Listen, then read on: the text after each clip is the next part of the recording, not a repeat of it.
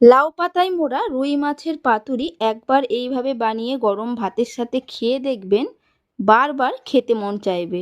সবার প্রথমে আমি নিয়ে নিয়েছি বেশ কয়েকটা লাউ পাতা। লাউ পাতাগুলোকে ধুয়ে পরিষ্কার করে নিয়েছি। দেখুন লাউ পাতাগুলোকে। এরপর এই পাতার মধ্যে দিয়ে দিলাম 1 চামচ নুন।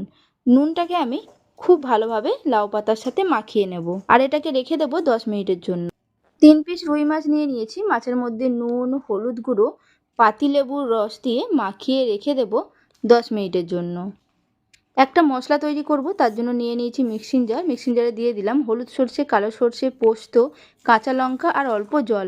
মশলাটার একটা মিহি পেস্ট বানিয়ে নিলাম। কড়াইতে সর্ষের তেল দিয়ে দিলাম একটা বড় সাইজের কুচানো পেঁয়াজ। পেঁয়াজটাকে আমি হালকা করে ভেজে নিলাম। বাটির মধ্যে দিয়ে দিলাম হালকা করে ভেজে রাখা পেঁয়াজ, পেস্ট করে রাখা মশলা, হলুদ গুঁড়ো, নুন আর চিনি।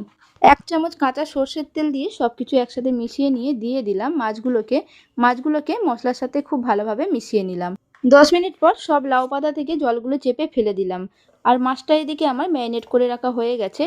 একে একে লাউ পাতা দিয়ে দিলাম। আমি এখানে একটা বড় লাউ পাতা, একটা ছোট লাউ পাতা দিলাম। তার মধ্যে দিয়ে দিলাম ম্যারিনেট করে রাখা মাছ, কিছুটা মশলা, অল্প সর্ষের তেল আর একটা কাঁচা লঙ্কা।